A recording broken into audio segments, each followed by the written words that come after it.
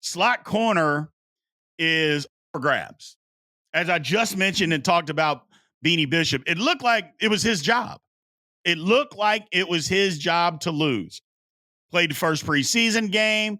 He had been in the starting group basically since camp started. And then all of a sudden, the next week of practice, he doesn't have the job. Now, granted, he hadn't been hurt yet by that time, but he didn't have the job. And we're all thinking, what's going on? And I don't know. Graylin Arnold had taken his reps. That's what happened. I was disappointed, but I thought, okay, well, maybe they're just trying to put some pressure on Beanie Bishop, to see how he responds to it. Well, Graylin Arnold goes out for the year. He's on IR. And Beanie Bishop didn't get his job back. And then he got hurt. Thomas Graham ended up taking his job and took the reps. I don't know, man. It doesn't seem, like I said, we thought that Beanie Bishop had the job. Well, everything that we had seen, everything that was reported on, it looked that way. But apparently the Steelers had other ideas on who was going to be out there. And I don't know. Man. It just, right now, it kind of feels like, and Teryl Austin, defensive coordinator, said it kind of feels like the last man standing as far as whoever's healthy is going to get the job. Well, it can't be that. I mean, first of all, they can't just keep going next man up. It can't continuously, guys get hurt, next man up, next man up, next man up. And I know what some of you are going to say, well, that's what football is, B. Guys get hurt, it's got to be next man up. Well, that's fine to an extent. If we keep going next man up, eventually, and I think that might be where we're at now, we're going to run into some guys that just aren't that good at the position. So we can't just keep saying, okay, we'll just go to the next guy. Well, we'll just go to the next guy. The next guy might actually be on a different football team. Let's just be honest. The next guy very well might be on another football team or isn't here right now. Again, nobody signed Xavier Howard yet. And maybe it's because he can't play anymore. He didn't have the greatest year last year, but it wasn't just downright awful. It wasn't just despicable where you could say, oh, he doesn't deserve to be in the league anymore. It wasn't that. We just saw Stephon Gilmore get signed. He just signed with Minnesota.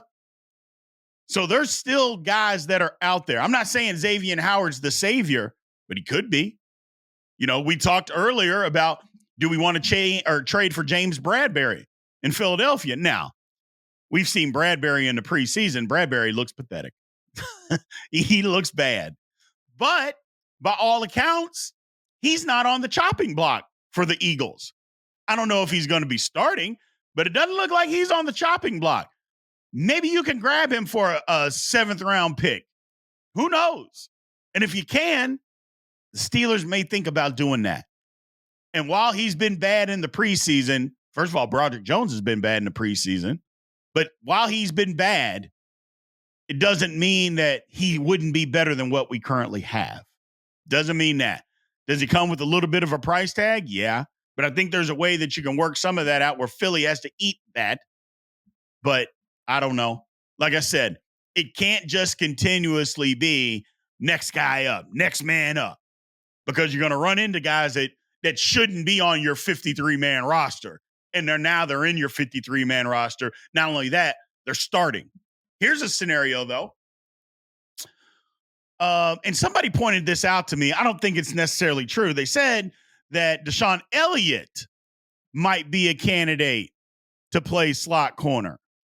Now, I don't know that he's done that, but that was kind of something that came up in conversation, said that he could start at slot corner.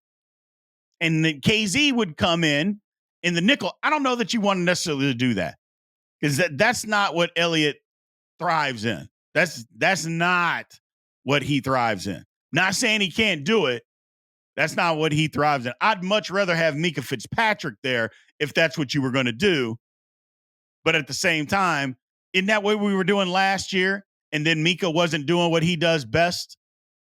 Mika is a top 3 safety in this league when he's allowed to play the free safety position, not playing slot corner because somebody else can't do it. So I don't think that's an option either, but we'll see. We will see. Let's get to the poll question. What is it? With injuries mounting up, what is the Steelers' best option at slot cornerback prior to Cam Sutton coming back week 9? Because a lot of people think that whoever's got the job currently right now in the Steelers, they think that they're just babysitting that job until Cam Sutton comes back. And maybe that's true. Maybe it's not. We'll see. We will see. Corey Trice Jr. could be thrown in that mix, but I don't know. I think he's more of an outside guy. But anyway, back to the poll question. With injuries mounting, what is the Steelers' best option at slot cornerback prior to Cam Sutton coming back in week 9? Is it A, they sign a veteran free agent? I think y'all know. I think that's where my option is. B, trade for a quality QB or cornerback.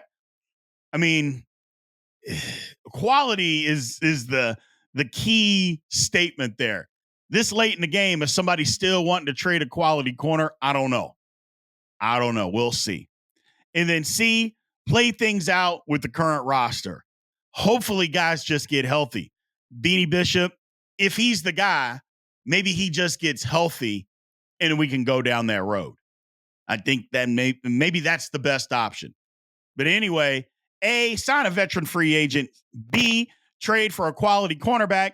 Or C, play things out with the current roster. Make sure you leave your answers inside of the comment section.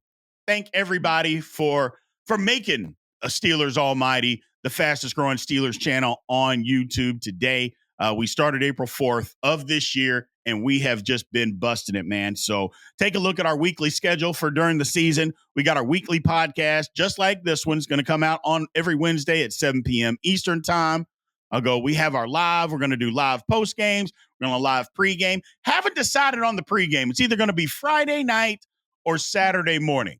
We're going to decide which one. And again, those are kind of fluid because if the Steelers play on a Thursday or they play on a Monday, some of that's going to get messed around. But on just regular work week or game weeks, I should say, this is what the schedule is going to be. So, and remember the hotline, people. Start calling into the hotline. That way we can go through it and we can put you on a podcast as of now. Look, the hotline number, 412-444-8390.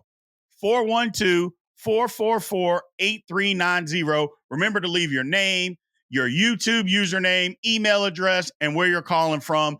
Leave a rant, question, comment, whatever it is. And again, at the halftime segment, I will start reading it, or better yet, we will play it, and then I will respond to it. We'll have you up on the screen and all that good stuff, people. So make sure you start calling into the Steelers Almighty hotline as of now. And again, super chats, Lord have mercy. We got another one. Capricorn Steel has sent us another super chat. We appreciate it. And thank everybody who has done that. This is the latest one that we received. We're always going to thank you on the show, man. So we appreciate it.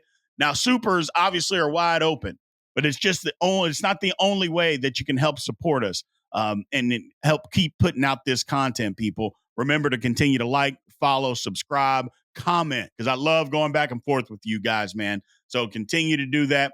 We appreciate it. Thank you very much.